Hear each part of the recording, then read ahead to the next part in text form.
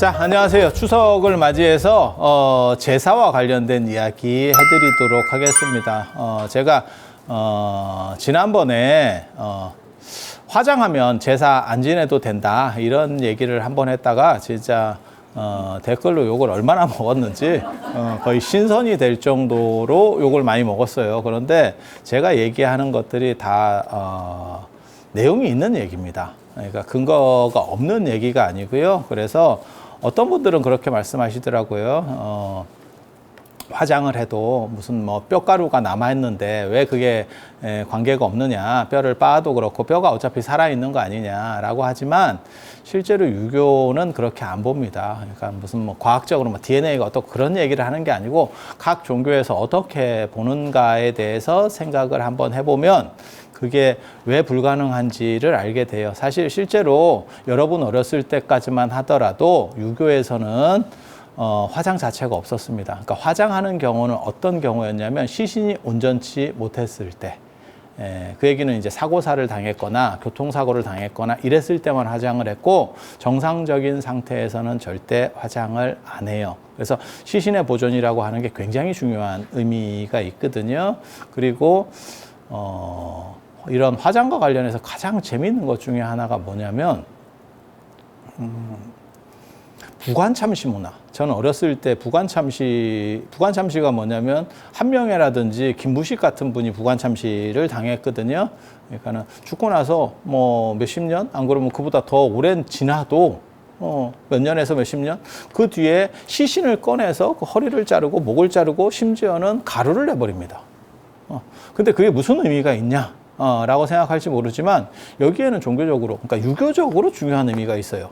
그러니까 이건 지금 불교 얘기를 하는 건 아니에요. 저는 유교도 전공을 했기 때문에 이 얘기를 하는 거고 유교 쪽에 사실 이런 거를 좀 정리해서 잘 얘기를 해주면 고맙겠는데 유교 쪽에서 하시는 분이 없기 때문에 그리고 대부분 사람들이 뇌피셜 가지고 얘기합니다. 그래서 비전문적인 이야기를 가지고 나는 이렇게 생각한다 이렇게 얘기를 하는데 사실 그렇지 않습니다. 예라고 하는 건 거의 정해져 있고 그다음에 어떤 세계관하고 관련이 돼요. 그 종교의 세계관.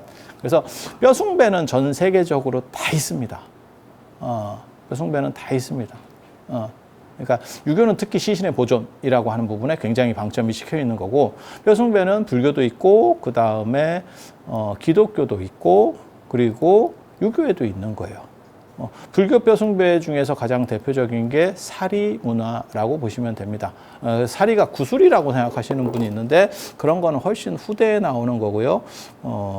연대가 올라가는 모든 부처님 사리는 다 뼈로 나옵니다. 그래서 영골이라고 하는 거고 이 사리라고 하는 게 사실은 범주가 우리가 생각하는 것처럼 무슨 이런 구슬이고 뭐 화장하고 난 뒤에 어디서 나오는 거고 그게 아니고요. 정확하게 말하면 화장을 하다가 향수를 부어서 불을 끕니다. 그리고 뼈를 수습하는 거예요. 그리고 사리의 범주는 어디까지 들어가냐면 사실은 시신까지도 사리의 범주에 들어가요. 그러니까 그거는 뼈숭배라고 이해를 하시면 돼요. 사리 신앙의 원래 원형은 뼈숭배에서 시작이 되는 거고 그게 나중에 화장하는 과정에서 어떤 구슬 같은 게 나오고 이러면 그런 것들을 이제 사리로 보는. 그래서 영골이라고 보시면 돼요. 영골, 신골.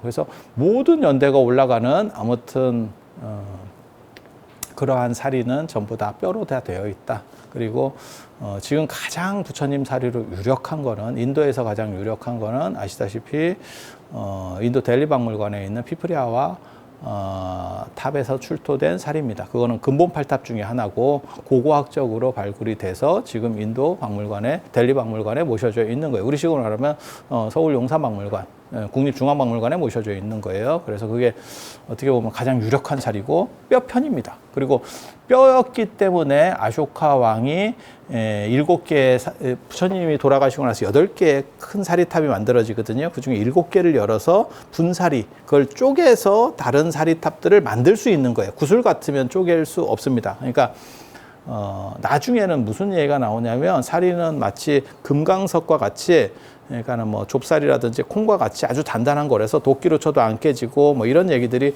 중국 송곤의 오나라 때도 그런 이야기들이 나옵니다. 근데 그런 건 다 후대 이야기입니다. 후대의 사리 개념이 뼈사리에서 구슬사리로 바뀌는 거고 그 구슬사리 중에서 단단하다라고 하는 그러한 의미로서 바뀌게 전화되는 거고 실제로는 그냥 뼈숭배입니다. 뼈숭배입니다. 그래서 오래된 사리는 다 그렇게 뼈다라고 이해를 하시면 되고, 그 다음에 중국에서 가장 유력한 사리는 법문사 사리. 그러니까 지금 예전에 장안 서쪽에 있었던 법문사 사리, 당나라 황실의 국찰이었고, 우리 지금 말하면 황룡사 같은 그런 국찰이었고, 이 손가락 뼈입니다. 이 손가락 뼈. 그래서 뼈가 그냥 나와버리는 게 가장 오래된 거예요. 그리고 우리나라에서 가장 유력한 사리 중에 하나가 아시다시피 이제 통도사 사리. 통도사는 전골뼈입니다. 뼈가 나온 겁니다. 1705년에 성능이 중수할 때 그 뼈에 대한 이야기를 적어놨어요. 그러니까 부처님 사리에 대한 얘기를. 그러니까 금강계단을 중수할 때 그 뒤로는 열리지 않았습니다. 그게 통도사의 그 중수기에서도 나오고, 그 다음에 이중환의 택리지에도 나옵니다. 그래서 동이만한 이러한 뼈, 그러니까 머리 이 두개골이에요. 그래서 그렇게 뼈로 나오는 거고, 그 외에 구술사리로 나오는 건 다 연대가 떨어진다더라. 그 정도만 그냥 상식으로 이해를 하시면 되고, 지금은 그 얘기를 하려고 하는 건 아니니까, 왜 화장을 하면 제사를 안 지내도 되는가에 대한 얘기를 하려고 하는 거니까, 대충 이 정도만 정리를 하고, 이게 불교의 뼈숭배라고 보시면 되고, 기독교에도 뼈숭배가 있죠. 그래서 어떻게 보면 걔네들이 말하는 성인의 뼈를 얘기하는 거예요. 그래서 그 위에다가 성당을 짓는 거죠. 그게 이제 가장 유명한 게 베드로 성당. 바티칸에 있는 베드로 성당. 베드로 뼈 위에 지었다는 거예요. 그러니까 뼈를 찾아서 거기다 모시고, 그 뼈의 권위죠. 그러니까 어떻게 보면, 일대 교황이 베드로거든요. 그래서 베드로를 시원으로 해서, 불교식으로 말하면 어떻게 보면 가섭존자 같은 게 역할을 하는 게 베드로죠. 그래서 그 뼈를 가지고 그 위에다가 모셔놓는, 성당을 지은 게 베드로 성당. 세 군데가 있어요. 제자들, 예수의 12제자들 중에서는, 물론 이제 나중에 한 명, 유다가 배신하니까 11명이지만, 그 중에서 뼈가 남아있다라고 얘기하는 분은 세 분입니다. 그래서 베드로뼈, 그게 진짜 베드로뼈인지는 잘 모르는데, 어차피 다 그 후대 발견되는 거기 때문에 그렇다 카드라예요. 카드라 통신으로. 그래서 그 베드로의 권위를 빌려서 베드로 성당이 하나 있고, 또 이제 유명한 데가 요즘 이제 굉장히 유명해졌죠. 산티아고 순례길, 스페인의 야곱입니다. 산티아고가 야곱이거든요. 야곱. 그래서 야곱의 뼈. 의 콤포스텔라라고 하는 성당을 짓게 되는 거고, 그것도 뭐 희한하죠. 왜냐하면 그쪽으로는, 그 스페인 쪽으로는 야곱이 가지도 않았어요. 근데 나중에 이제 대항해 시대가 펼쳐지고 어쩌고저쩌고 하면서 스페인이 이렇게 쫙 떠오를 때, 스페인에 지금 어떻게 보면 수호 성인이 야곱이거든요. 그래서 산티아고가 야곱이에요. 그래서 그 성당까지 가는, 그 야곱의 뼈가 있는 성당까지 가는 길이 산티아고 순례길. 다 한 번씩 들어보셨잖아요. 예. 그래서 그게 뭐 진짜냐 가짜냐를 논할 거는 아니고, 여기서 그걸 논할 건 아니고, 그 야곱의 뼈를 중심으로 해서 그 성당을 짓고, 그러니까 스페인이 어떻게 보면 굉장히 강력한 세력으로 이제 떠오르게 되는, 그래서 재밌는 얘기도 있죠. 왜 하필 그 시기에 스페인에서 그 뼈가 발견됐을까? 뭐 이렇게 약간의 이제 조작의 위험이 있다, 뭐 이런 얘기인데, 그런 걸 뭐 따질 계제는 아닌 것 같고, 아무튼 그러면 예전에는 그게 진짜인지 가짜인지 어떻게 아느냐? 이렇게 얘기하는데, 교황이 그냥 진짜임 이렇게 인정하면 돼요. 되게 재밌습니다. 그러니까 우리 같은 경우는 지금 부처님 사리 같은 경우는 어떻게 하냐면 발굴을 통해서 그게 연대적인 것들을 가지고 있느냐라는 거하고, 또 하나는 뭘 보냐면 누가 모셨느냐. 그걸 모신 주체가 누구냐. 그래서 그 모셨던 사람이 충분히 부처님의 사리를 가질 정도의 위상이 있느냐. 그러니까 중국의 법문사 사리 같은 경우도 당나라 황제가 모셨을 정도면, 그걸 관리할 정도면, 그리고 당나라 황제도 30년에 한 번씩밖에 못 봐요. 일반 황제들은 볼 수도 없습니다. 30년 재위를 가지는 황제는 거의 없습니다. 그렇다 보니까 그 정도의 권위면 전 세계 최강국이거든요. 지금으로 말하면 미국 같은 나라가 당나라였었어요. 그런 나라에서 최고로 치는 사리면 가능성이 상당히 농후하다. 이렇게 보는 거지 100%다 장담할 수 없습니다.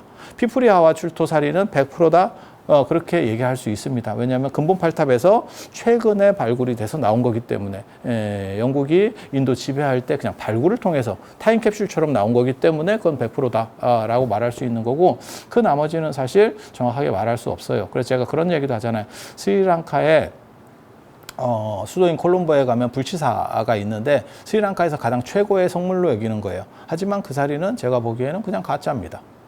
네가 어떻게 장담하느냐? 그 시기에 스리랑카에 사리가 들어갈 확률은 없습니다.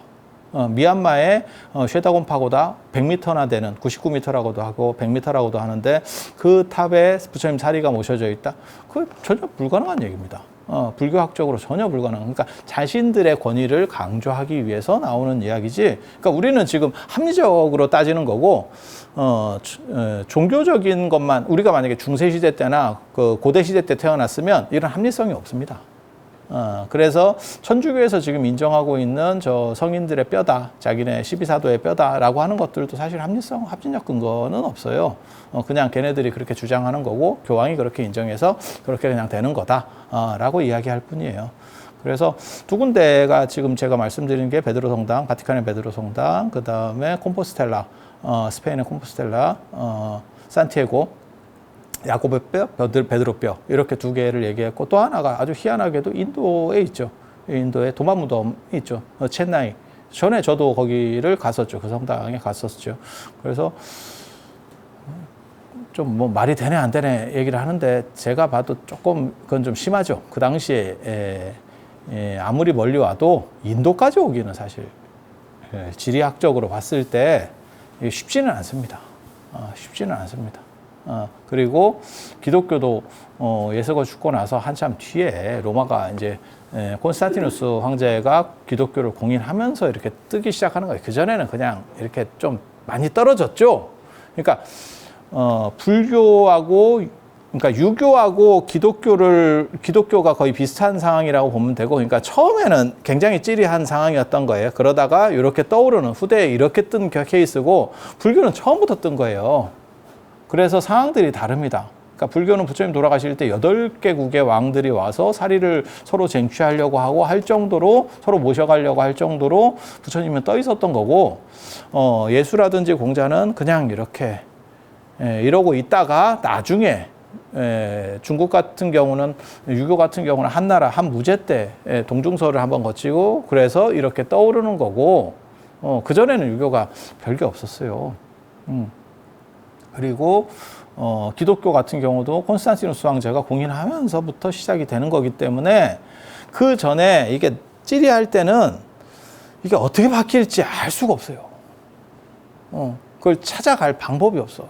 그러니까 그런 차원에서 보면 그게 정당하냐에 대해서는 의심을 할 수 있는데, 인도에 어떻게 도마 무덤이 있고 도마뼈가 있느냐에 대해서는 의심을 할 수 있는데, 그냥 그렇다 치고 아무튼 그렇게 해서 세 분, 그리고 또 한 군데가 유명한데 그게 이제 예수 제자는 아니지만 사복음서의 저자 중 하나인 마가가 있습니다. 그게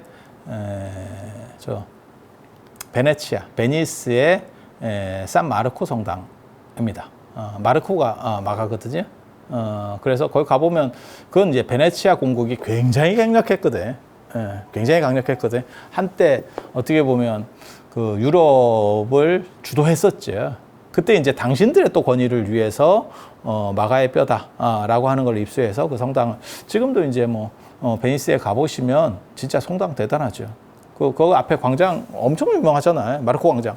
요즘은 이제 물에 잠기는 상황이 자꾸 연출되고 있고, 이탈리아도 우리나라만큼이나 참 어떻게 보면 깝깝한 나라입니다. 그걸 막으려고 10조 원인가 들여서 모세 프로젝트 들어보셨습니까?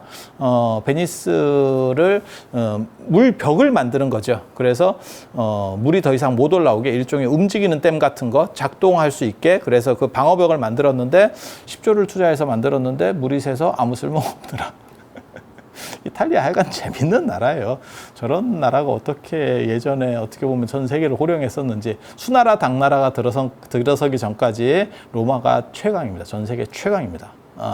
그거는 뭐 100% 확실하거든요. 그래서 그때 힘을 다 뺐는가 봐. 요즘식으로 말하면, 우리식으로 말하면 기 다 뺏겼어. 그 지금도 야, 10조 원나 넣는데 부실공사를 하면 어떡해. 그거 계산을 못하면 어떡해. 이거 좀 웃긴 얘기인데 근데 뭐 지금 그 얘기할 거는 아니니까. 그래서 뼈의 권위를 빌어서 그분들도 그러니까 기독교도 뼈 권위를 빌고 있다라는 걸 이해를 하셔야 되고, 하지만 불교에서의 말하는 이 살이라고 하는 뼈 권위하고 그 다음에 기독교에서 말하는 그 걔네도 얘기하면 어떻게 성골이죠. 이 뼈에 대한 권위는 약간 달라요. 왜냐하면 불교는 윤회론이기 때문에 이 뼈의 주인은, 그러니까는 부처님 같은 경우는 열반을 하셨기 때문에 가고움이 없는 상태, 완전한 상태로 돌아간 거고, 일반 사람 같은 경우는 일반 사람도 저렇게 뼈를 추모합니다. 인도에서는 화장을 하고 그 뼈를 가지고 그걸 추모해요. 일반 잘 나가는 분들도 우리 지금 납골 땅에 납골 모시듯이 그런 식으로 추모를 해요. 하지만 이 뼈에 본질이 있다는 생각은 안 해요. 왜냐하면 윤회를 한다라고 이 사람들은 믿고 있기 때문에 본질은 이동해 가는 거죠. 그러니까 아버지의 유품 이상의 의미가 없습니다. 인도 사람들에게는. 저도 아버지 유품을 가지고 있어도 그게 꼭 아버지다라고 생각은 안 하거든. 그건 유품이지. 물론 의미가 있어. 하지만 그 이상의 가치를 가지느냐? 그것은 아니죠. 거기에 본질이 있다라는 생각은 안 하잖아. 예. 예를 들어서 인도의 깨사리아 같은, 바이샬리의 깨사리아 같은 데 가면 부처님 바루탑이 있어. 바루를 쓰셨던 바루를 가지고 탑을 만들었대. 그걸 기념으로 탑을 만들었대. 그러면 그런가 보다 이렇게 생각을 하지. 물론 불교인 입장에서는 의미가 남다르지. 하지만 그것은 마치 내가 이건 물건 가지고 있다가 내가 이거를 이렇게 딴 사람한테 주는 거하고 비슷한 거지. 그럼 그 사람한테는 나를 기억할 수 있는 거 있지만 이게 좀 그렇게 뭐 신성한 의미가 있는 건 아니잖아요. 그 본질은 이동했지. 그래서 불교에서는 윤회론 때문에 인도 문화입니다. 진짜 대단한 분은 열반하고 일반 사람들은 윤회를 하는 거예요. 그래서 저렇게 뼈를 모셔도 그 본질은 그 안에 존재하지 않는다고 봅니다. 단 그것과 관련해서 그 안에 예전에 어떻게 보면 그 사람의 영혼이 있었기 때문에 거기에서 강렬한 에너지가 존재하고 있다라는 생각은 해요. 그러니까 예를 들어 봅시다. 저를 누가 굉장히 좋아하는 사람이 있어. 근데 이건 내가 이렇게 쓰던 물건이야. 이 물건을 주면 그 사람한테는 이게 굉장히 의미가 있는 거죠. 그러니까 아버지 유품하고 똑같은 거라니까. 그 사람들에게만 의미가 있어. 그런데 아버지 유품 말고 아버지 뼈야. 내 뼈를 누가 가지고 있어. 지금 같은 상황에서는 찝찝하겠지만 내가 떴다라고 가정하고 그러면 의미가 있겠죠. 이와 비슷한 행동들은 유럽 사람도 하죠. 그래서 뭐 모차르트 뼈가 있다는 둥 뭐 이런 얘기 다 들어보셨잖아. 그러니까 그 사람의 어떤 에너지가 그 안에 깃들어 있다. 여기에 깃들어 있는 제 에너지하고 내 뼈에 깃들어 있는 에너지하고는 좀 다르겠지. 그렇지 않을까? 강도 자체가 좀 다르지 않을까? 여기에는 내가 계속 같이 있었던 공간이고 이거는 내가 가끔 이렇게 만졌던 물건하고는 또 다르죠. 그래서 아버지 유품을 대할 때도 우리도 그런 생각 하잖아요. 진짜 저게 아버지가 좋아해서 계속 쓰던 물건도 있고 그냥 가지고 있었던 물건도 있고 그 차이들이 있지 않을까? 그런 정도 생각을 하시면 돼요. 그래서 불교는 윤회론이기 때문에 기본적으로 뼈 숭배가 존재하지만 뼈가 절대시되지 않는다.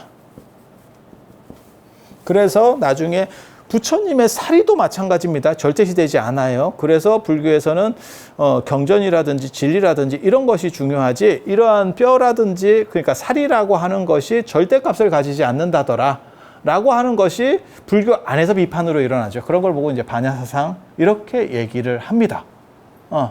이게 가능한 거는 인도의 윤회 문화 때문에 그 안에는 완전한 본질이 들어있는 게 아니고 그 본질은 사실은 이동했다. 라고 하는 생각을 가지는 거예요. 근데 기독교는 다릅니다. 이 성인의 성인의 뼈뿐만이 아니고 기독교에서 유명한 성당, 유럽의 유명한 성당에는 전부 그 안에 무덤이 있죠. 무덤이 있죠. 그래서 진짜 잘 나가는 사람들은 성당 안쪽에 무덤이 있고, 그러니까 성당 안에도 무덤이 있습니다. 성당 공간 안에 무덤이 있어요. 지하에만 있는 게 아니고 그 지하 말고 그냥 위에도 있어요. 진짜 센 놈은 위에 있습니다. 그게 A급입니다. 그리고 이제 지하로 들어가는 거고, 그 다음에 이제 더 떨어지면 성당이 있고 성당 옆에 공동 묘지가 있어요. 붙어 있습니다. 마치 일본의 사찰처럼. 그래서 거기에 이렇게 무덤들이 다 있죠. 왜냐하면 기독교는 사후천국이 아니고 원래는 지상천국이에요. 그래서 예수가 재림을 하고 휴거가 일어나면 여기서 사람들이 일어나는 거죠. 복구가 돼가지고 누워있다가 지금 어떻게 보면 냉동인간 상태라고 보시면 돼. 그래서 과학기술이 발달하면 그 사람들을 다 깨운다는 설정이에요. 원래는. 네, 원래는. 그래서 얘네가 화장이 안 되는 겁니다. 근데 요즘은 자기네들도 말이 안 되는 거지. 왜?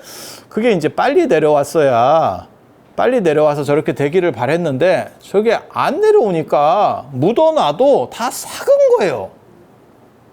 그러니까 이게 복구가 되겠나? 이렇게 생각하는 거지.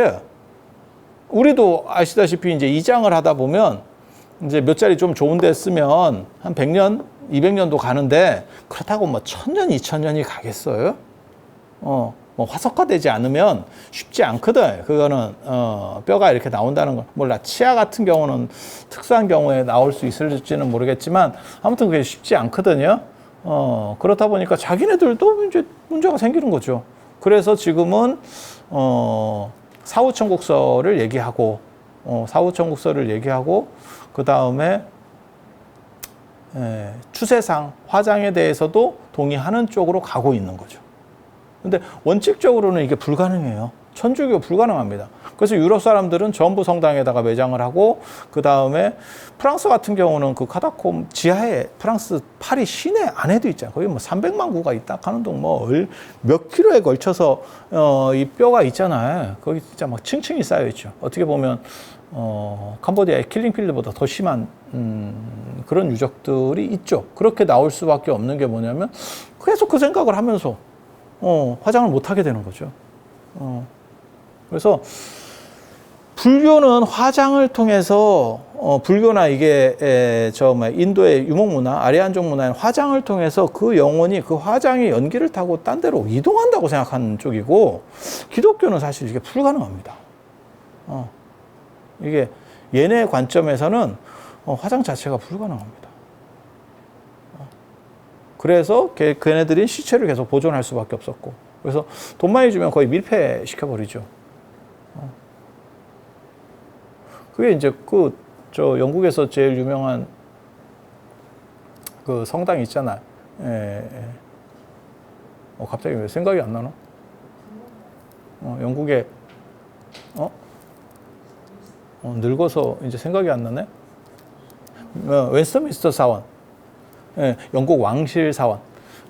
그게 이제 우리식으로 말하면 영국 왕들이, 그러니까 우리식으로 종묘 비슷한 거지. 왕실 사람들 그쪽에 다 있고, 그 다음에 거기에 일반 사람이 들어가려면 엄청난 위상을 가진 사람들만 그 성당 안으로 들어갈 수 있죠. 웨스트민스터 사원 모릅니까?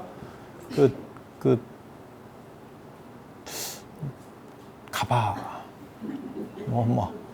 사실 여기서 지금 농담할 사항은 아닌데 이거는 특별 영상이기 때문에 농담할 사항은 아닌데 아무튼 뭐 그렇다 치고 그래서 얘네도 화장을 하면 원래 안 돼요. 얘네 화장하면 안 돼. 그러면 지상천국 때 그러니까 예수가 재림을 해서 휴거할 때 올라올 수 있는 살아날 수 있는 게 없어지죠. 그러니까 모든 종교는 영생을 추구하거든요. 이게 종교의 키워드예요. 그래서 불교로 입장에서 보면 열반도 어떻게 보면 영생 개념이고 항상하다라고 하는 개념이 그 안에 조금은 있습니다. 전체가 된다라고 하는 개념도 있고 그걸 통해서 항상하다, 그러니까 변화를 통해서 항상하다라는 개념도 좀 복잡한데 뭐 그 얘기를 하려는 건 아니고 그래서 윤회도 영생이다라는 개념이에요. 그러니까 또 다른 방식의 영생이죠. 그냥 죽었다 살아났다만 하는 거지 또 다른 순환 구조이기 때문에 영생이 되는 거고 기독교도 마찬가지로 천국과 지옥이 다 영생입니다. 천국에 가도 영생, 지옥에 가도 영생. 그리고 그 영생의 추구가 이게 존재하는 거고 왜 그러면 하필 사후천국이 아니고 지상천국이었냐? 기원 전후가 되기 전까지는 사후 세계관이 뚜렷하게 그렇게까지 많이 발전하지 못해서 사후가 독립돼서 존재한다라는 생각을 인류가 거의 못했습니다. 그러다 보니까 무슨 일이 벌어지냐면 제가 그런 얘기 하잖아요. 히랍 신화에 보면 헤라클레스 같은 영웅들은 지옥의 하데스의 세계, 지옥 사후 세계를 그냥 갑니다. 뭐 하데스의 세계가 지옥 자체는 아닌데 사후 세계를 그냥 왔다 갔다 해. 그래서 케로베로스의 개도 보고 뭐 이렇게 다 두드려 잡고 이렇게 왔다 갔다 하는 거예요. 그건 이제 뭐냐면 수평 개념이라고 하는 뜻이에요. 불교도 오래된 문헌, 그러니까는 루탄경이나 이런 데를 보면 실제로 지옥이 세계의 바깥쪽에 있다라고 되어 있어요. 그래서 지금도 연부를 할 때 천리산간 오무간지옥 일일이랴 만사만생 이런 얘기를 하는데, 천리산이 지구 중간에 수미산이 있고 쭉 가다 보면 938회에서 맨 마지막이 천리산이에요. 그 천리산이 두 겹으로 돼 있고 그 사이에 지옥이 있어라고 하는 거예요. 그래서 기독교도 마찬가지입니다. 기독교도 연원 자체가 예수는 2000년 전에 이렇게 사람이지만 그 전에 구약이라고 하는 것보다 더 빠르기 때문에 그 앞에 걸 계승을 해요. 그러다 보니까 사후 천국이 될 수가 없어요. 그러니까 사후의 천국이 있다. 사후를 현실 세계하고 단절시켜서 완전히 분리시켜서 하나의 세계관으로 보는 거는 기원 후가 돼야 가능합니다. 그건 전 세계적으로 그렇게 나타나요. 그전에는 그 생각을 못 했어요. 어딘가에 가면 변방 쪽에, 그거는 예전 사람들이 생각하는 거는 눈에 보이는 걸 가지고 거기서 추론해서 생각하기 때문에, 예전에는 성이 있으면 그 성을 중심으로 이제 잘 나가는 사람들이 살고 그 주변에 이제 찌리한 사람들이 사는 거예요. 예, 중국이나 동아시아는 이걸 뭐라 그러냐면, 이 성 안에 사는 사람을, 성 안에 살고 귀족들을 인이라고 하고, 이 밖에 사는 사람은 어떻게 보면 민초가 되는 거죠. 민초가 되는 거예요. 물론 이 안에도 민이 사는데 여기는 거의 그냥 그런 사람들 갭이라고 합니다. 그러니까 제대로 된 사람 아닌 사람들, 우리식으로 말하면 비하하는 건 아니고, 뭐 산촌의 화전민들, 조선시대 때 호구도 잘 안 잡히고 세금도 잘 안 내고 그냥 이렇게 유랑하면서 어떻게 보면 이렇게 왔다 갔다 하면서 정상적이지 않은 사람들의 삶. 그래서 성안, 성밖 이게 구분이 돼요. 구분이 됩니다. 그래서 성 안 사람들이 그나마 어떻게 보면 이게 사람답게 사는 거고, 이 바깥쪽은 어떻게 보면 야생 비슷하게 더불어 그냥 자연과 더불어 사는 계통이죠. 그래서 이 바깥쪽으로 갈수록 더 위험하고 문제성이 있고 이렇게 생각하는 거예요. 그래서 이 바깥쪽 맨 끝에 지옥이 있다. 이런 식의 판단들을 할 수밖에 없었던 겁니다. 그래서 제가 그런 얘기 하잖아. 이소부화나 이런 거 보면 어디 신화든 다 마찬가지입니다. 가면 영생하는 샘물을 마시고, 그게 지상에 다 있다니까요. 지상에. 예. 에덴 동산도 그냥 지상에 있는 거예요. 지상에 있는 거예요. 그래서 지상에서 시작했다가 이걸 층위를 나눠서 세로로 해서 위에는 천상, 밑에는 지옥, 이런 식 개념이 나오는 거는 기원 후가 돼야 완성이 됩니다. 그리고 완전히 단절이 돼서 사후다. 그거는 이러한 세계관이, 그러니까 좌우의 세계관이 상하의 수직 세계관으로 바뀌고, 그 다음에 완전히 사후다라고 하는 건 그거보다 더 뒤로 가야 돼요. 연대가. 그래서 지금도 오늘날까지 우리가 섞어 쓰는 말 중에 드라마 같은 데서 흔히 그렇게 나오잖아요. 예를 들어서 부모님이 돌아가셨어. 그러면 애가 이제 물어보는 거야. 아빠 어디 갔어? 이러면 하늘나라에 있어. 이거는 수직적 개념을 얘기하는 거예요. 죽었으면 사후 개념이면 하늘나라에 있는 게 아니고 단절돼서 또 다른 세계로 넘어갔어야지. 근데 우리가 그렇게 얘기하잖아요.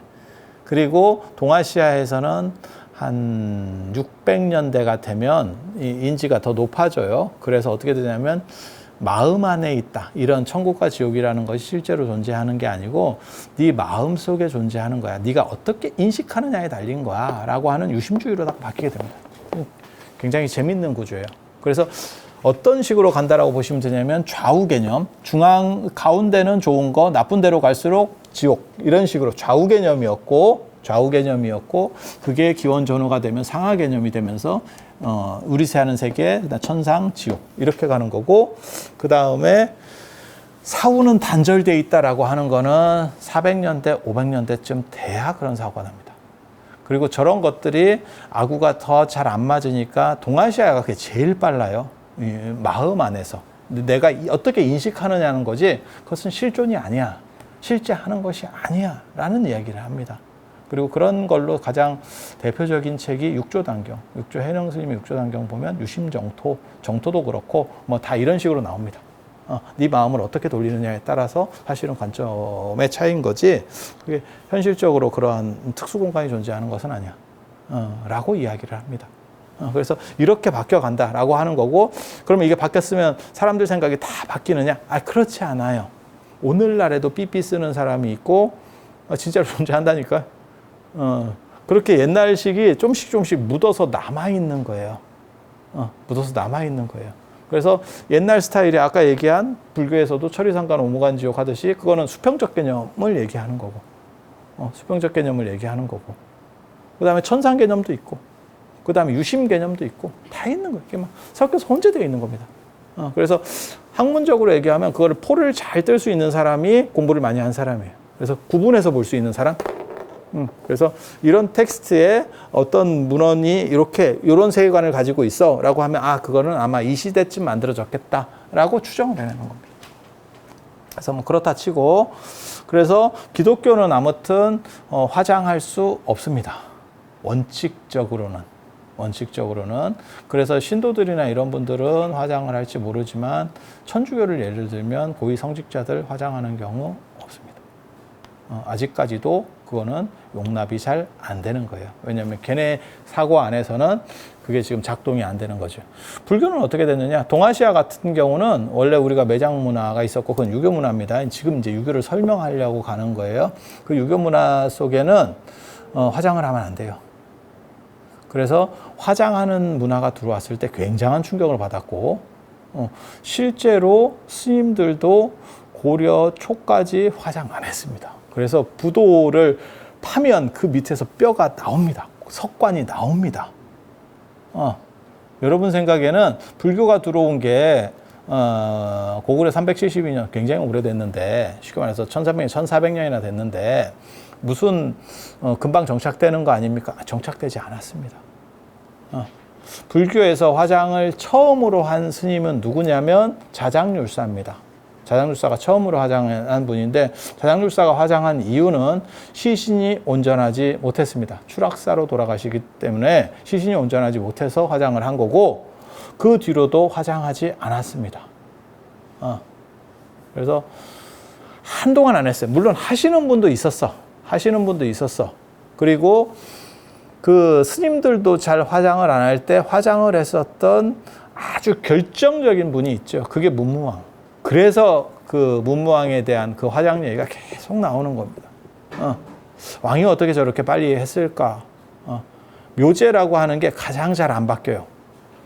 그래서 지금도 민족이라든지 안 그런 문화권을 이렇게 추정할 때 그 묘제를 보고 우리가 알 수 있거든요. 그러니까 묘제가 비슷해요. 그런데 그 묘제가 잘 안 바뀌는데도 불구하고 요즘은 갑자기 추세상 어쩔 수가 없어서 화장을 하는 그런 쪽으로다가 급격하게 바뀐 거죠. 정상적이면 이게 수백 년 걸려도 잘 안 바뀝니다. 수백 년이 걸려도 안 바뀌어요. 그래서 이제 기독교 얘기를 해볼게요. 얘네는 이제 불교는 윤회를 하니까 떠나게 되는 거고, 그 다음에 기독교 같은 경우는 원래는 지상천국, 그리고 얘네가 이제 사후 쪽하고 자기네들도 이게 시체가 다 싸워가지고 말이 안 되니까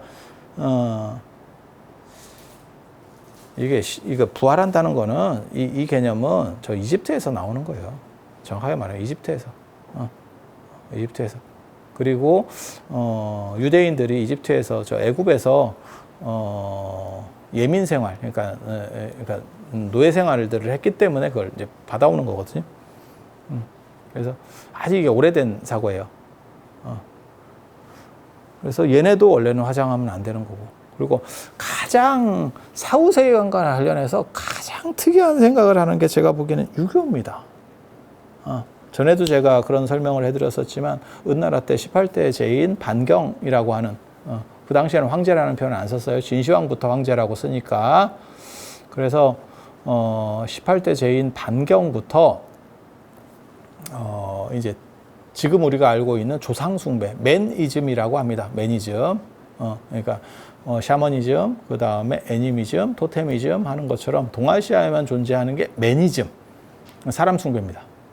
사람 숭배. 그리고 죽어서 신이 된다라고 생각. 귀신도 되지만 가장 대표적으로 지금까지도 그런 전통을 잘 유지하고 있는 나라 일본이죠. 2차 대전 전범도 신으로 만들어주죠. 그게 야스쿠니 신사가 있는 거고, 우리도 마찬가지죠. 무속구조에서 모시는 사람들이 대부분 뭐 최영 장군 뭐 이런 식으로 우리가 알고 있는 역사적 인물들이 신이 되죠. 굉장히 재밌습니다. 그래서 유교가 굉장히 특이한 종교관을 가지는데 이것 때문에 반경은 사실은 망했습니다. 그 체제가 망했어요. 자기가 신관을 고쳤기 때문에 그 당시 종교가 혼란이 일어나면서 결국 망했어요. 고구려도 그런 식으로 고구려가 망한 이유 중에 하나가 뭐냐면 불교를 배척하고 도교로서 재편을 하려고 했었죠. 그 연개소문이 불교가 고구려의 왕실을 지지하거든요. 그런데 실권자인 연개소문 입장에서는 그게 탐탁치가 않았고 그래서 도교를 통해서 종교를 개편하려고 했다가 오히려 불교가 반발하면서 그게 이제 무너지게 된 축 중에 하나입니다. 그래서 예전에는 종교를 잘못 건드리면 사실은 그게 흔들립니다. 굉장히. 왜냐하면 절대 다수가 다 믿는 상황에서 그것에 지금하고는 달라요. 지금은 다종교가 각축하고 그 다음에 어떻게 보면 합리성이라는 게 더 우선권을 가지잖아요.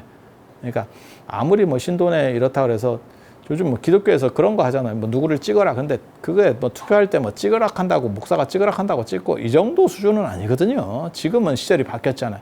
그런데 예전에는 그렇지 않아요. 그런 종교 지도자들의 권위가 엄청나게 거의 절대적이라고 보시면 되거든요. 그래서 그러던 시절에 종교를 함부로 바꿔버리면 이게 민중적 혼란이 굉장히 심하게 일어나게 되는 거죠. 유교는 어떻게 생각하는 거냐면 유교의 사후세계관은 딱히 없습니다. 사후세계를 인지하지 않아요. 인정하지 않아요. 아까도 얘기했지만 사후세계가 독립해서 따로 존재한다라고 하면 이거는 상당히 시대가 뒤로 가는 거예요. 불교는 윤회론이기 때문에 끝난 뒤에 또 다른 방식으로 존재하고 그게 사후세계예요. 그리고 불교도 사실은 그거를 완전히 정리하지 못했어. 불교뿐만 아니라 인도 문화 완전히 정리하지 못했어. 그래서 사후세계인데도 불구하고 어떻게 보면 신으로도 갑니다. 신으로 갑니다. 되게 재밌어요. 그러니까 이런 얘기해도 될란가 모르겠는데 우람분절 같은 경우 목건년의 어머니가 지옥에 있다가 아들이 얘기하면 막바로 아들이 그러니까 공덕을 어머니를 위해서 대신 쌓아주면 막바로 천도가 된대. 근데 인간같이 이렇게 딱 태어나 있으면 죽을 때까지는 이게 변동이 안 됩니다. 이게 결정성이라는 거거든요. 그러니까 지금으로 얘기하면 뭐를 생각하시면 되냐면 대통령이 장관을 임명했어. 근데 장관을 임명했는데 우리 그거 봤었잖아요. 검찰총장 지난 정부에서 검찰총장 임명했는데 검찰총장을 대통령이 날릴 수 있느냐? 임기 중에는 못 날리죠. 그 사람에게 과실이 있지 않는 이상은. 그러니까 이 사람이 이상한 행동을 해버리면 노타치죠. 싫은 거지 방법은 없죠. 그 임기를 보장해줘야 되죠. 아니 맞잖아. 근데 사실은 그 윤회 과정에서 우리가 이렇게 태어났어? 그러면 죽을 때까지는 이 몸이 유지가 되는 거지 누가 나를 위해서 사실 공덕을 쌓아줬다 그래서 내가 갑자기 바뀌지는 않아요. 근데 그런 논리 구조를 사실은 아우가 잘 안 맞지. 왜? 걔네들이 사고할 때는 인도 사람들이 사고할 때는 옛날이기 때문에 그 정도의 정합성을 못 맞춰내는 거예요. 그러니까 옛날 사고들의 이 치명적 오류들은 다 있습니다. 그런데 그거를 합리적으로 다 따지고 들어갈 수가 없어. 그러면 거의 모든 종교는 뽀짝이 납니다. 합리성만 가지고 따지면.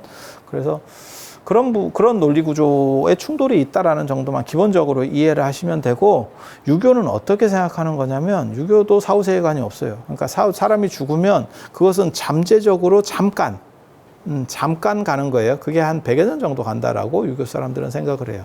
그러니까 나는 사라졌고 내가 사라졌지만 그것이 어떻게 보면 존재하는 기간?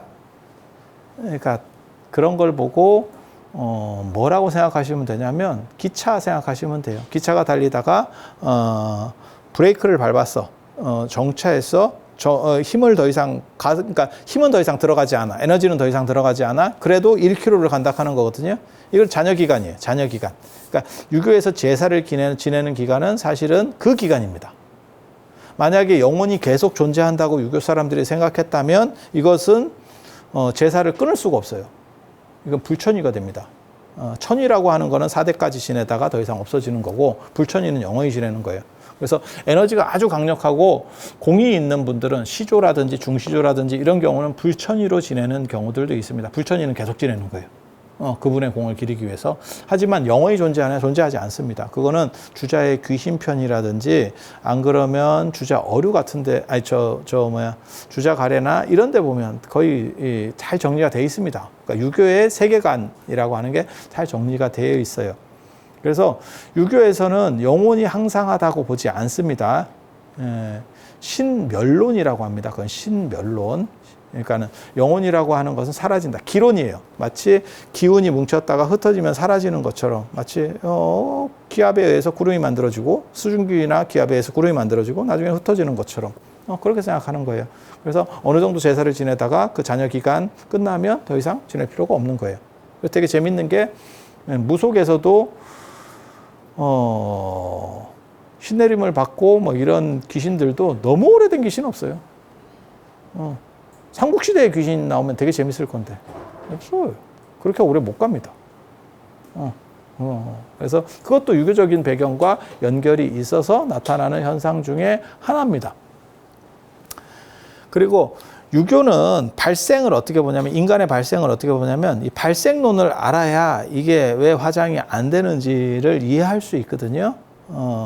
불교의 발생론은, 불교는 유래하는 거기 때문에 어떤 식으로 생각하냐면 어떤 존재가 있고 이것이 왔다 갔다 하는 거예요. 우리식으로 말하면 이게 이제 금속으로서 존재하지만 요거를 내가 다 쓰고 버렸어. 그러면 누군가 녹여서 다른 걸 만들 수 있겠죠. 또 다른 그릇을 만들 수도 있고 뭐 그렇게 계속 움직이겠죠. 그래서 그런 게 어떻게 보면 윤회예요.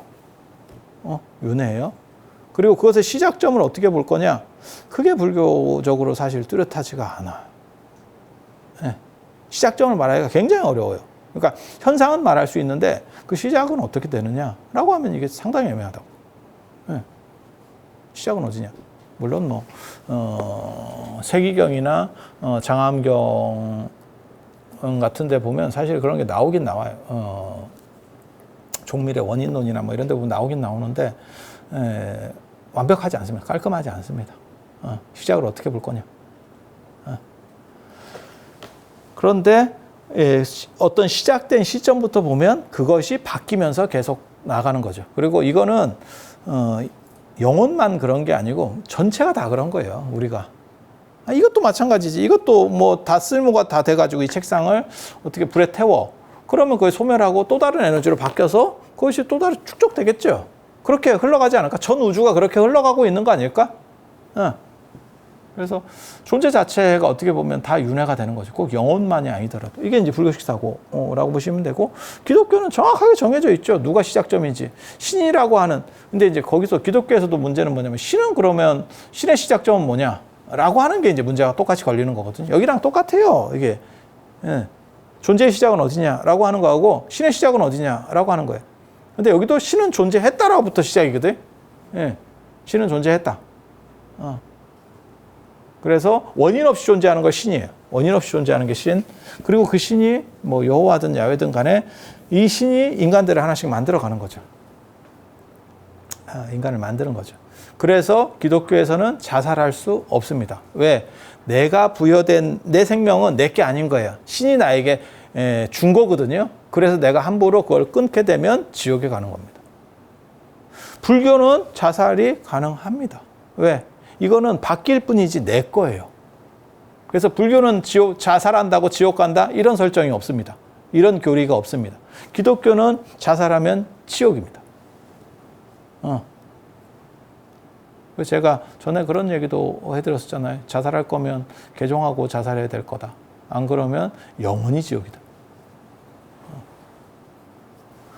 근데 이게 다 근거가 있는 이야기거든요. 그러니까 신이 만들었기 때문에 여기는 내가 함부로 생명을 끊을 수도 없고, 그 다음에 생명의 조작이라고 하는 거, 지금 유전자 조작 같은 거, 이게 불가능합니다. 그건 신의 고유형이기 때문에 불교는 관계가 없습니다.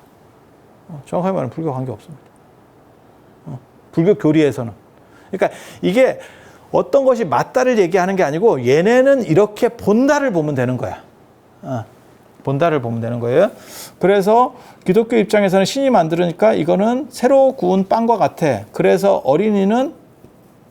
어린이를 숭배하는 문화가 있는 거죠. 어린이가 천사의 형상이 어린이 같이 묘사되는 경우도 있고, 그 다음에 어린이가 세례를 받고 이러면 천국에 갈 확률이 굉장히 높아지는 거죠. 왜? 이건 신제품이니까 더러움이 없죠. 완벽한 신이 만들어내서 더러움이 아직 묻기 전인 거죠. 아니, 그리고 묻었다 그래도 적은 거죠. 어른들은 더 많이 묻죠. 오래된 빵이죠. 상해 있는 거죠. 그래서 제가 그런 얘기 하는데, 너네 교리식으로 얘기하면 어렸을 때 빨리빨리 누군가 한 명만 희생해서 죽여주는 게 천국을 세울 수 있는 일이다. 굳이 오래 살면서 더러움이 묻을 필요는 없다. 이건 이제 또 다른 역설이에요. 그래서 기독교 같은 경우는 어린이에 대한 긍정 문화가 있는 거고, 그래서 제가 전에 교육론 얘기할 때도 애들이 자기가 갖고 있는 소질을 잘 발양하게 하는 게 기독교 교육론.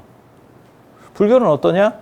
이거는 윤회에서 온 놈이기 때문에 이게 꼭 옳다 그르다를 얘기할 수 없어요. 착하게 윤회한 사람도 있을 거고 나쁘게 윤회한 사람도 있을 거야. 그래서 이것만 가지고는 답이 안 나와요. 그래서 인간은 태어날 때부터 섞여 있다. 상태가 좋은 사람, 나쁜 사람이 섞여 있다. 기독교 같은 관점에서는 어렸을 때는 무조건 다 좋다. 무조건 옳다. 어른이 문제다. 라고 얘기를 하는 거고. 유교가 진짜 재밌는 문화를 가지고 있어요.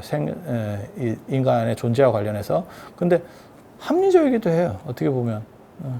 부모의 기운하고, 그 다음에 그 땅과 하늘의 기운. 이런 것들이 종합적으로 뭉쳐서 그 사람이 만들어진대. 그리고 거기서의 가장 큰 핵심은 부모라는 거예요. 그냥 유물론적이라고 생각하시면 돼. 유물론적이라고 생각하시면 돼. 그래서 부모에게 자식의 소유권이 있습니다. 유교에서는 부모에게 소유권이 있어. 제가 저런 얘기 했잖아요. 전에도 그런 얘기 해드렸잖아요. 순임금 아버지 고수가 순임금을 여러 차례 죽이려고 해요. 하지만 순임금은 도망만 다니지 아버지에게 반항하지 않습니다. 그래서 그걸 효자라고 하는 거고, 고수는 죄를 문책당하지 않아요. 아들을 죽이려고 했어도. 이유가 뭐냐? 소유권을 가졌다고 그러는 거예요. 내가 만든 거예요. 정확하게 말하면. 이게 내 거예요. 내 거. 그러니까 내가 이걸 불을 태우든 버리든 누구도 나에게 죄를 물을 수가 없어. 이거 내 거니까. 그런데 우리가 최근에 이게 개념이 바뀐 게 하나 있어요. 이런 식으로. 사실 동물도 그렇게 생각했어. 동물도. 그래서 우리 어렸을 때까지만 하더라도 개 깎문다 라고 하는 게 있어요. 그러니까 문제가 생겨서 뭐 사고를 쳤어도, 그러니까는 개를 죽였어도 개값을 물면 된다라고 본 거예요. 왜? 그거는 내 거라고 본 거예요. 그런데 지금은 동물권이라는 게 생기면서 내 개라도 그거는 그 생명권까지는 내 게 아닌 거지. 그래서 동물을 학대하거나 이랬을 때는 이제 문제가 되는 거죠. 뭐 잔인하게 죽였거나 뭐 그 동물을 끌고 다니거나 이렇게 학대하면 그러면 그건 이제 문제의 소지가 생기는 거예요. 그래서 그거를 내 권한 안에서 볼 거냐, 내 권한 밖에서 볼 거냐에 따라서 달라지는 거죠. 그러니까 기독교는 신이 준 거기 때문에, 생명을 신이 준 거기 때문에 내가 있고 내 자식이 있는 거예요. 내 자식은 또 다른 신이 준 생명이야. 그래서 저것들은 독립되어 있는 거예요. 우리는 이 안에 존재하기 때문에, 내가 만든 거기 때문에 내 안에 있는 거예요. 그래서 이거를 내가 처리할 수 있는 거예요. 죽여도 됩니까? 예전에는 죽여도 큰 범죄가 형성이 안 됐습니다. 제가 얘기하잖아요. 손순매화라고, 손순이라는 사람이 자기 어머니를 봉양하는 차원에서 자기 아들을 죽이려고 했죠. 그리고 그게 소문이 났을 때 생매장하려고 했습니다. 소문이 났을 때 큰 효자로 국가에서 상을 줬죠. 굉장히 재밌는 일화예요. 지금으로 말하면 어린애를 유기하는 것도 아니고 산채로 생매장을 하려고 했는데 엄청난 범죄입니다. 그런데 시각이 달라요. 그걸 효로 봐버린다니까. 그러니까 인식이 달랐다는 걸 얘기하는 거예요. 옳다를 얘기하는 거 아닙니다. 얘네는 어떻게 생각하는가를 보면 되는 거예요. 그 세계관을 이해하지 못하면 왜 이런 룰이 나오는지를 몰라서 그러는 거예요. 그리고 이렇게 하나로 내 안에 있다라고 하니까 어떻게 하냐면 자식 교육도 다른 거죠. 여기는 네가 뭘 선택할래? 뭐 먹을래? 라고 물어보는 게 얘네의 어떻게 보면 애를 키우는 방식이고, 우리 같은 경우는 너는 이거 먹어. 몸에 좋은 거야. 엄마가 안 좋은 거 주겠니? 지금까지도 그러고 있는 거죠. 지금도 그런 방식을 키우는 거야. 그리고 평생, 그러니까 태어날 때부터 태어나면 제가 그런 얘기 하잖아요. 서양에서는 아예 방을 주고 침대를 주고 지가 따로 독립해서 자는 거고, 우리는 부모 사이에서 잤다니까요. 지금은 정확하게 잘 모르겠지만 저희 어렸을 때까지만 해도 애가 태어나면 그냥 부모 사이에서 자고 부모의 일상은 없어져요. 애한테 어느 정도 이렇게 맞춰가면서 서로 간에 맞춰가면서 가는 거죠. 그리고 이건 다 공동체로서 같은 몸이기 때문에 나중에 부모에게 자식에게 부모는 모든 것을 주고 이 자식에게 부양이 되는 거죠. 거꾸로. 근데 지금은 이게 다 쪼개졌죠. 서구식 개념들이 들어오고 하면서 이게 다 쪼개진 거예요.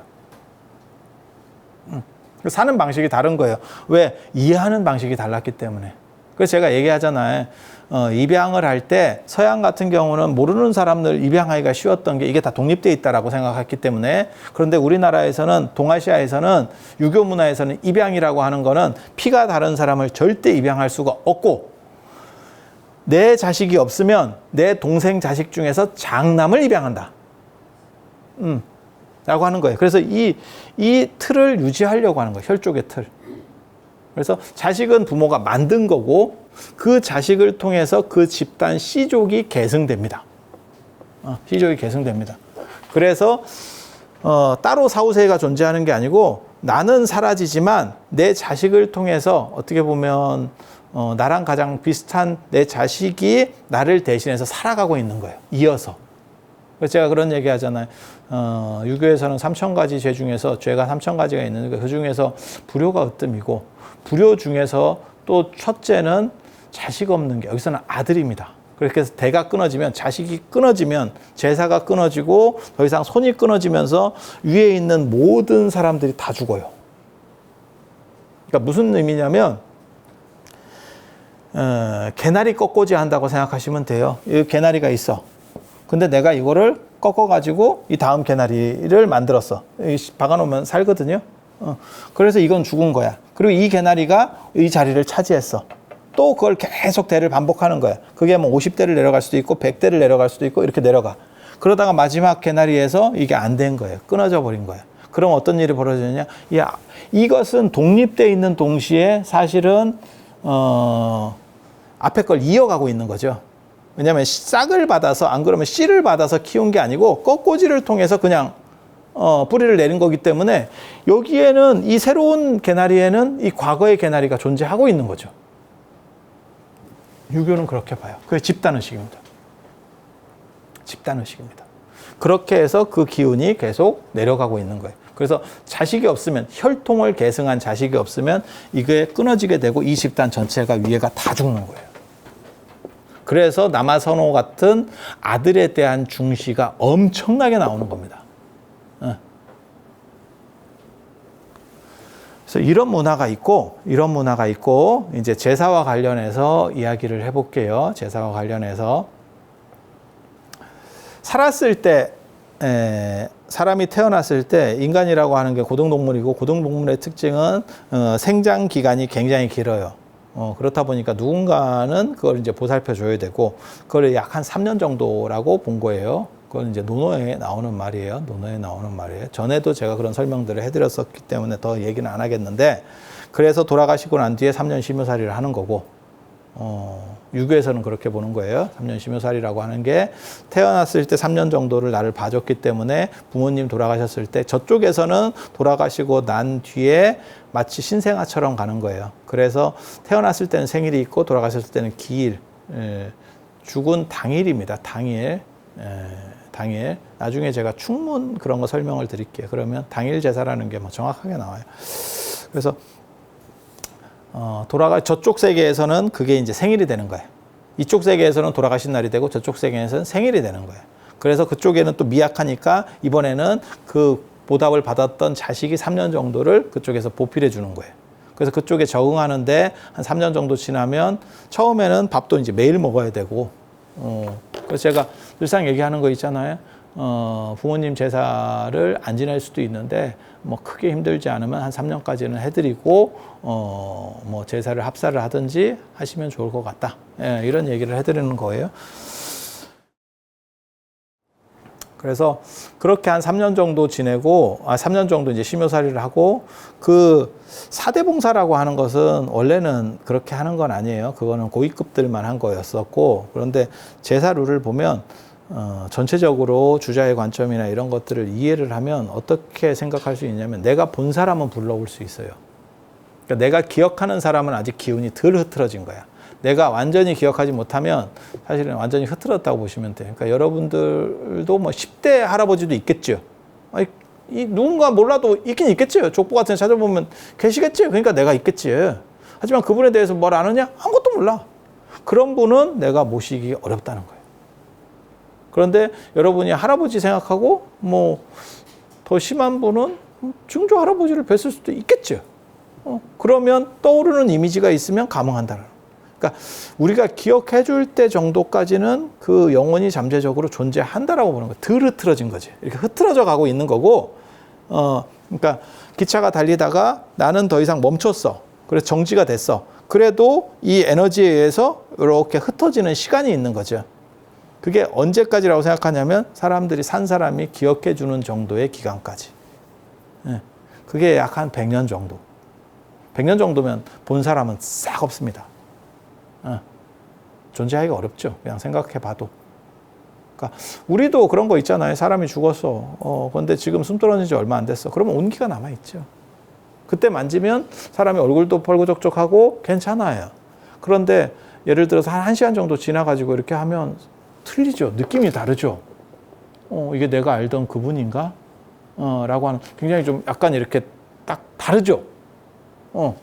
몸을 만졌을 때 온도도 다르고. 그런 정도 생각하시면 돼요. 그래서 기억하는 기간까지가 제사 기간이다. 그냥 쉽게 말씀드리는 거예요. 전에 복잡한 룰은 제가 말씀을 드렸습니다.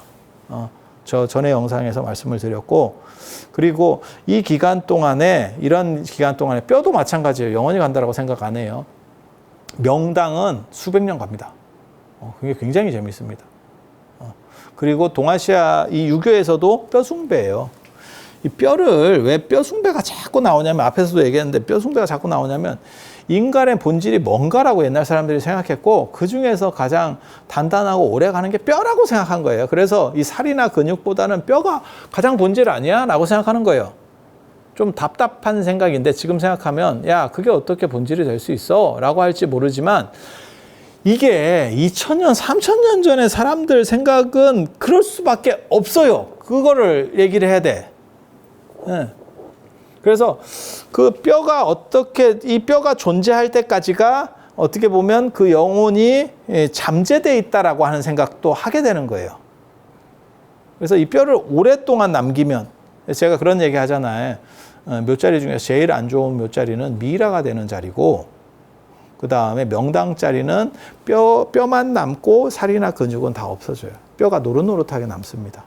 근데 그게 약간 밀폐되는 구조 같아요. 그래서 명당에 보면 뭐가 나오냐면, 명당을 열면 학이 나른다라고 하는데, 그 수증기가 이렇게 팍 터지면서 우리가 캔이라든지 이렇게 병 음료 같은 거 따면 이렇게 칙 하듯이 그런 식으로 올라오는 게 있어요.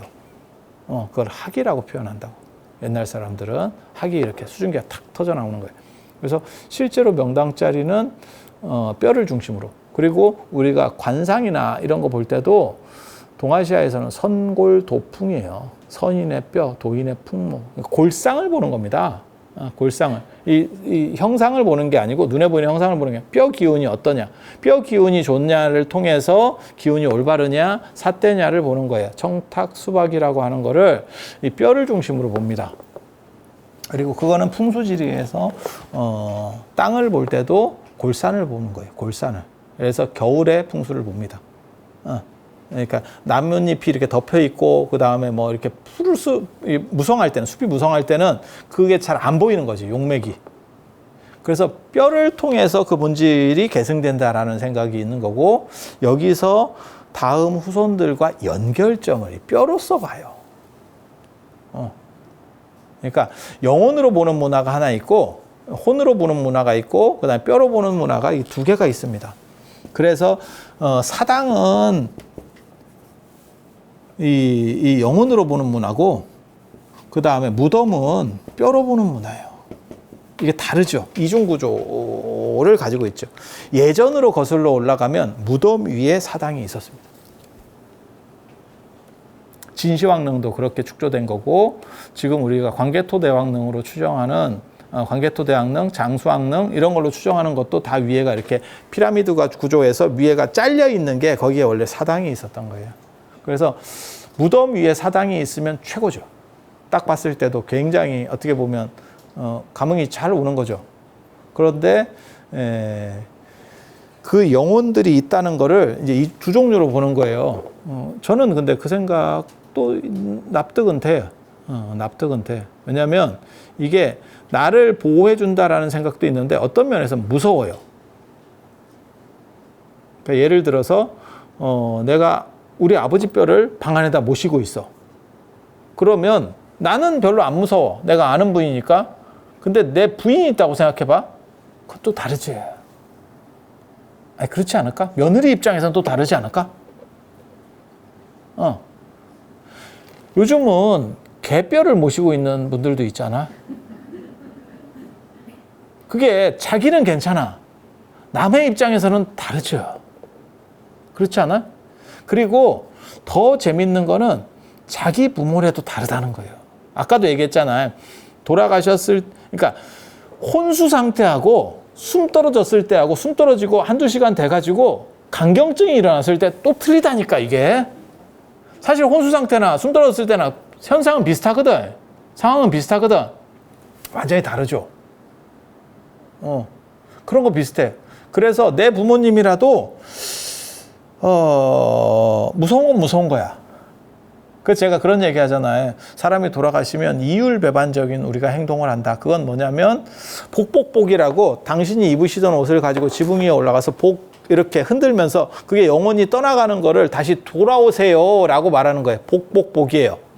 돌아오세요, 돌아오세요, 돌아오세요. 그래서 영혼을 건진다는 개념이거든요. 그리고 그런 건진다는 개념은 무속에서 나중에 이제 김동리 무녀도 같은 데서 가도 이제 그 죽은 데서 이렇게 건지려고 하는 뭐 이런 거 나오는 게 비슷한 현상인데, 그렇다 치고 그렇게 돌아오기를 바라는 마음이 있는가 하면, 이게 이제 칠성판이라고 해서 북두칠성이 새겨져 있는 그 판에다가, 널판에다가 시체를 7번을 묵습니다. 북두칠성이 사명신이에요. 죽음의 신이라고 옛날 사람들은 봤기 때문에.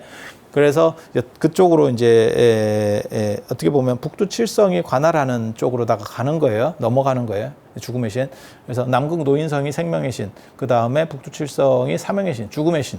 그래서 거기다가 끈으로 7번을 묶어. 칠성판 위에 7번 묶는데, 그때 묶을 때는 뼈가 으스러지도록 묶어. 진짜 빡시게 묶어. 그 얘기는 뭐냐면 살아오기를 원하는 것도 있지만 다시 살아올까 두렵기도 한 거예요. 이 이율배반 공존하는 겁니다. 그래서 왜 그렇게 세게 묶으세요? 라고 말하면 뭐라고 어른들이 예전에 말씀하시냐면, 시체가 놀기 때문에, 논다라고 하는 거는 상여 나갈 때 흔들린다는 뜻이에요. 거기서. 이거 지금 다 그렇게 옛날 얘기 아닙니다. 어른들은 다 봤었던 얘기들을 하는 겁니다. 근데 제가 이런 얘기를 할 때 전혀 못 들어본 것처럼 어른들이 얘기하면, 야, 이거 굉장히 심각한 거예요. 그래서 이 뼈를 통해서 연결된다. 후손과 아까 얘기했잖아요. 이렇게 연결된다고. 그래서 영혼을 통해서 연결되는 것도 있지만 물질적으로는 그 본질은 뭐냐? 우리 사람들의 본질은 뭐냐? 뼈라고 생각했기 때문에 뼈를 통해서 연결된다라는 게 있어요. 그래서 명당 자리를 쓰는 게 그 돌아가신 분이 사후 세계에 뭐 좋아요. 그게 아니에요. 후손이 발복하기 위해서. 명당 영화에서도 나오잖아요. 예. 2명의 황제가 나오는 땅이다. 나오잖아요. 그렇게. 그 돌아가신 분을 남현군을 묻는 거거든요. 정확하게 말하면 그 명당 그 영화 스토리에서는. 그리고 그건 실제로 있었던 얘기예요. 있었던 이야기를 각색한 거지. 흥선대원군 이하흥이 남현군을 묻으면서 이제 사건들이 벌어지는 건데, 거기서 논점을 봐봐. 그 돌아가신 흥선대원군의 아버지인 남현군이 좋은 데로 간다? 그 얘기를 하는 게 아니에요. 2명의 황제가 난. 굉장히 재밌는 얘기예요. 왜? 이게 명당론이라는 게 실제로는 돌아가신 분을 어떻게 하는 게 아니고, 사후세관이 이게 따로 유교에는 정립이 안 돼 있어서 그래요. 그러니까 불교처럼 가는 사람이 있으면 그 주체에게 무언가 에너지가 가서 좋은 쪽으로 가요라고 하는 게 있는데, 이거는 그냥 아까 나무처럼 연결이 되는 거예요. 그러니까 이걸 통해서 비료 있는 땅에 우리가 뿌리를 내리면, 야, 나무가 무성해진다, 후손이 발복한다라는 개념이 나오는 거라니까. 그래서 이게 뼈를 통해서 그 에너지가, 그러니까 좋은 명당자리에 놓으면 그 기운을 나랑 에너지가 연결되어 있는 거예요. 뼈를 통해서 연결되어 있고 그것이 나에게 에너지를 공급해 준다라고 생각하는 거예요. 옳다 그르다를 얘기하는 게 아닙니다. 분명한 거는 유교에서는 어떻게 생각했느냐를 얘기하는 거예요. 그리고 이 룰에 의하면 화장을 하면 안 돼. 그 에너지를 내가 받고 이것을 계승하려고 하면 화장할 수가 없습니다. 그리고 이런 룰이 존재했기 때문에 맨 처음에 제가 얘기했었던 부관참시 같은 진짜 웃기지도 않는 사건이 벌어지는 거예요. 죽어서 수십 년이 지났어. 안 그러면 10년이 지났어. 시체를 들으면 다 그냥 어차피 토막이 나 있어. 들으면 한꺼번에 시체가 이렇게 온전하게 미라처럼 나오는 게 아니고 이미 다 사가가지고 어느 정도 이렇게 분리가 돼 있어. 그걸 허리를 끊든 목을 효수를 하든 그게 무슨 의미가 있어, 지금 우리 생각에는. 근데 그게 왜 상대에게 타격을 줄 수 있다라고 생각하냐면, 그렇게 했을 때 너네 집안 자체를 조질 수 있다라고. 야, 이거 재밌어. 왜냐면 내가 조진다는 표현을 쓰니까 누가 그런 표현을 쓰면 되겠습니까? 표준말입니다. 사전에 찾아보세요. 표준말입니다. 이게 이상한 말이 아니고 표준어입니다. 이거. 조진다는 표현은 표준어입니다. 그래서 그게 후손을, 그러니까는 삼족을 멸하는 거는 지금 존재하고 있는 사람을 끝내버리는 거고, 그 다음에 후손에게 그 혹시라도 존재할 후손 자체, 뭐 삼족 멸하면 뭐 후손도 거짓없지 싶은데, 그것까지 미연에 막아서 너네를 완전히 끝장내겠다는 거예요. 이게 뭐하고 똑같은 거냐면, 징기스칸 구대가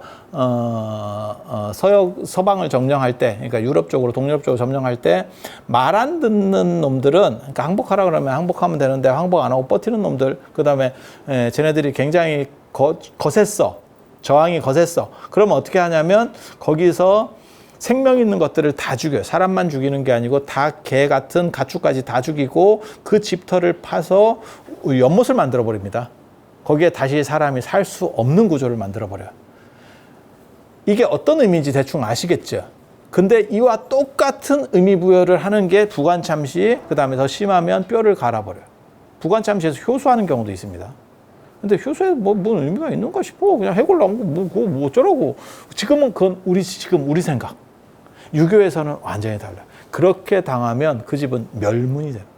영혼까지도 멸문이 되는 거예요. 그냥 육체적으로 우리가 삼족이나 구족이 멸해서 멸문이 되는 것뿐만이 아니고 그 영혼, 그 집단의 영혼 자체를 조지는 겁니다. 그러니까 최악의 복수라고 하면 돼. 극강의 복수입니다. 그런데 지금 우리가 오늘날의 관점에서 봤을 때는 저게 뭐 하는 짓인가 싶지. 뭐 장난해? 죽은 사람 뼈를 그런데 화장을 하면, 불기운을 넘어간 뼈는 에너지가 연결이 안 된다고 보는 거예요, 유교에서는. 그래서 여러분들이 돌아가신 분 물건들을 원래는 다 태워줘야 되지만 못 태워줄 상황이 되면 불 위에서 이렇게 돌려서 가지고 가는 문화들이 존재하는 거예요. 그래서 그 불기운을 못 넘어간다라는 게 있어. 이건 유교 문화입니다.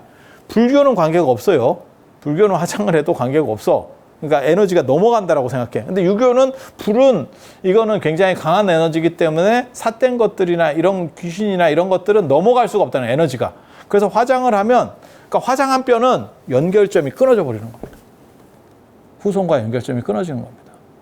그래서 명당자리를 안 써도 되고, 그 다음에 후손과 연결이 끊어져 버렸기 때문에 제사를 안 지내도 된다는 말이 나옵니다.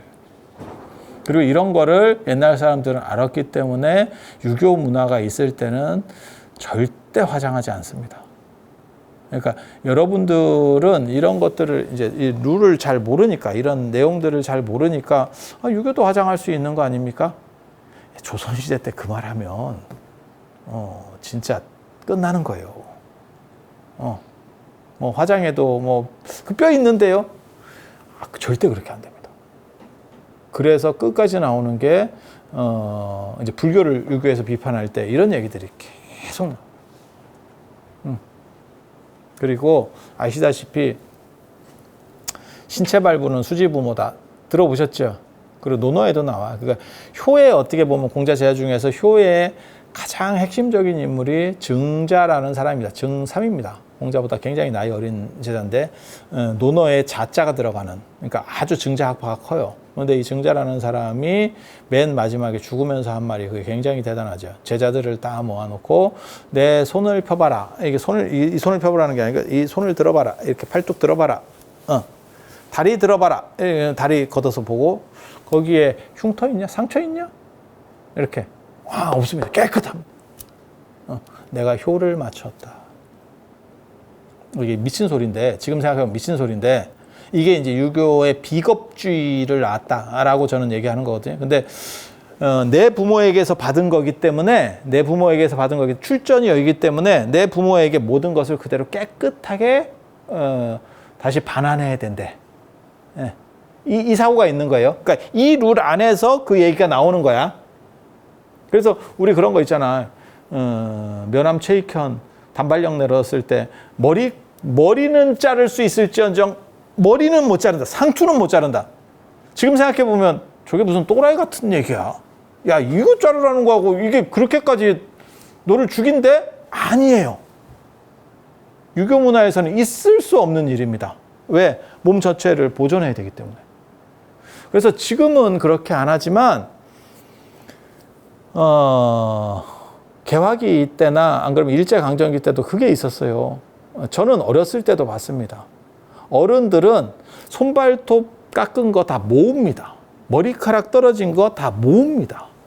그래서 원래는 12월 31일 날 그걸 소발식이라 해서 전국이 태웠었고, 그런 거를 이제 그 당시 선교사들이나 이사벨라 보트 비숍이나 뭐 이런 사람들이 와가지고 쓴 기록들에 의하면 서울 시내에 단백질 타는 냄새 때문에 미치겠다 라는 기록들이 나오는 거고, 머리카락을 태워봐. 1년 내도록 떨어진 거를. 그리고 더 잘 나가는 사람은 죽을 때 관에 넣어갑니다. 왜? 내 거를 다 돌려주는 거예요. 그래서 몸에 상처도 있어서는 안 되고, 그 다음에 나한테 있었던 거는 전부 다 가지고 가는 거예요. 이게 유교 문화입니다. 합리적이냐? 그 얘기를 하는 거 아닙니다. 그 얘기 하는 거 아닙니다. 그리고 넷이 같이 이렇게 자른 사람 있잖아요. 자른 사람. 자른 사람은 넷이 끝나고 집에 갈 때 그거 돌려줍니다. 그래서 관에 들어갈 때는 같이 묻습니다. 예전에 그 마지막 황제 부위 이런 거 영화 볼 때 봐봐. 황궁에서 쫓겨날 때 단지 하나씩 다 들고 나오거든? 그게 그 단지입니다. 우리 생각으로는 이거 뭐 장난해? 이런 거죠. 그거 뭐 떨어진 거 붙일 것도 아니고. 아니에요. 관우가 죽었을 때 목이 잘려 죽으니까, 조조가 만들어서 넣어주죠. 나무로. 만들어서 넣어주죠. 지금도 그렇게 합니다. 우리가 지금도 그런 문화는 일부 남아있어요. 뭐가 있냐면, 교통사고 나가지고 다 이제 해서 즉사해서 돌아가시고 시선이 훼손돼서 터졌어. 그래도 우리 어떻게 합니까? 다 꼬매줍니다. 죽었는데 그거 꼬매서 뭐예요? 어차피 화장하면 똑같은 거 아니에요? 그렇게 생각할 수도 있지. 유교문화. 시신을 보존해야 된다. 굉장히 재밌는 문화예요. 그래서 이 룰을 기본적으로 이해를 하셔야 돼요. 그리고 이거는 집단입니다. 마치 나무처럼 서로 연결된 집단이에요. 하나의 나무가 계속 연결돼서 내려가는 거예요. 그리고 그 핵심에 뭐가 있냐면 영혼과 뼈예요. 그리고 그것은 원래는 결합돼서 무덤 위에 그 영혼을 모시는 공간, 사당이 있었는데 나중에는 그게 분리가 돼요. 왜? 두렵기도 한 거야. 그거를 긍정적으로 보는 팀도 있었고 두려워하는 팀도 있어요. 긍정적으로 볼 때는 어땠냐면 고려시대 때까지 사찰의 부도, 큰 스님 무덤이 절 안에 있었어요. 그런데 나중에 조선시대가 되면 그게 절 바깥쪽으로 나가죠.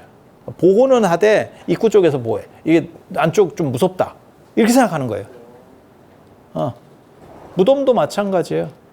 무덤도 마찬가지. 집 근처에 쓰던 방식이 있고 지금 경주가 보면 시내 가운데 왕릉들이 있는 게 집 근처에 쓰는 거예요.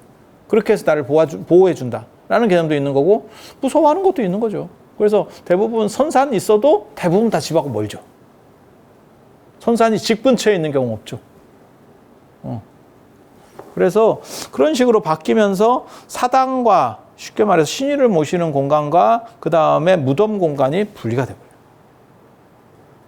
하지만 그래도 이것들이 영속한다라고 봤기 때문에 이쪽에서 제사를 지내고 이것도 보호하는 거예요. 그리고 실질적으로 기운이 내려가는 거는 정신은 이쪽, 그 다음에 어떻게 보면 에너지가 계승되는 건 이쪽이다라고 생각을 하는 거예요. 그런데 불을 거치게 되면 이게 완전히 박탈이 됩니다. 시신이 뼈가 남아 있어도 그래서 화장을 하고 난 뒤에는 제사를 안 지내도 문제가 없습니다. 왜?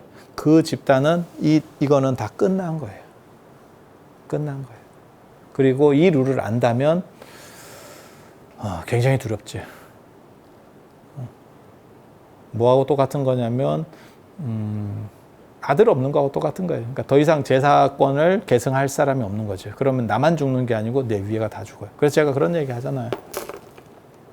3,000가지 죄 중에 불효가 어뜸이고 불효 중에서는 자식 없는 아들 없는 게 최고고 그리고 예전에 전설의 고향이나 이런 거 보면 그게 나옵니다. 뭐라고 나오냐면 자식이 없으면 맨 마지막에 죽으면서 그 사람이 뭐라고 얘기하냐면 내가 죽어서 우리 위의 조상들을 어떻게 볼까 이러면서 죽는다고. 그게 왜 그러냐면 나 때문에 내가 더 이상 자식을 못 남으로 인해서 내 위의 조상들까지 다 죽는 거예요. 나한테 누적되어 있는 조상들의 그 무게가 싹 사라지는 거예요. 옳으냐? 그 얘기를 하는 거 아닙니다. 그리고 화장에도 뭐 DNA가 나고 그런 쓸데없는 소리 제발 좀 종교 얘기하는데 그런 과학 얘기를 하지 마세요. 과학 얘기를 하는 게 아니고 그들은 어떻게 사고했나를 얘기하는 거예요. 그리고 이것이 옳으냐? 그 얘기를 하는 게 아니에요. 이것은 이 사람들은 이렇게 봤기 때문에 이것은 불가능한 거고 이것이 타당한 거야. 만약에 이게 느슨한 원리였었으면 조선시대 때도 화장하는 문화가 일부라도 나왔겠죠. 그런데 임진왜란 때 몸을 상해서 죽은 의병들이나 이런 사람들도 묻어주지 화장하지 않습니다. 화장하지 않아요. 다 묻지. 그러니까 최대한 묻는 걸 선호한 거예요. 최근에 들어서 화장한 거예요. 그리고 잘 모르시는 분들이 자꾸 쓸데없는 소리를 하는 겁니다. 근데 유교 입장에서는 화장이라는 건 원칙적으로는 불가능합니다. 유교하고 기독교 마찬가지입니다. 화장 불가능합니다. 단 시대가 이렇다 보니까 어쩔 수 없이 추세를 바꾸고 자기들을 합리화시키고 있는 거예요. 그래서 화장하면 제사를 굳이 안 지내도 된다라고 말하는 거는 이런 부분에 근거를 하는 거고 단 이것이 단절돼 버린다라는 것도 이해를 하셔야 돼요. 그리고 그게 제가 이제 그 얘기를 할 때, 이런 얘기를 해도 되냐라고 하는 이유는 뭐냐면 사실은 사찰이 그런 제사 같은 거를 위탁받아 있는 경우들이 굉장히 많아요. 그런데 이런 얘기를 하면 사실은 스님들이 싫어할까 봐. 원리적으로는 정확하게 이게 답이 있는 얘기지만 이건 이 종교 안에서의 답이에요. 종교 안에서의 답이에요. 하지만 잘 모르는 분들은 싫어할 수도 있기 때문에 그런 얘기를 했던 겁니다. 그래서 오늘 왜 화장하면 제사를 안 지내도 된다라고 하는 얘기를 할 수 있는지 그 논리적 근거하고 그 다음에 어떠한 원리들이 작동하고 있는 건지 그리고 이런 것들은 주자 어류나 이런 데 보면 사실은 아주 정리된 건 아니지만 그 구조들이 이렇게 나옵니다. 그래서 그런 룰들에 의해서 계승이 되고 있었다. 라는 정도 이해하시면 되고 오늘 이상 마치도록 하겠습니다. 자, 들어주셔서 감사합니다.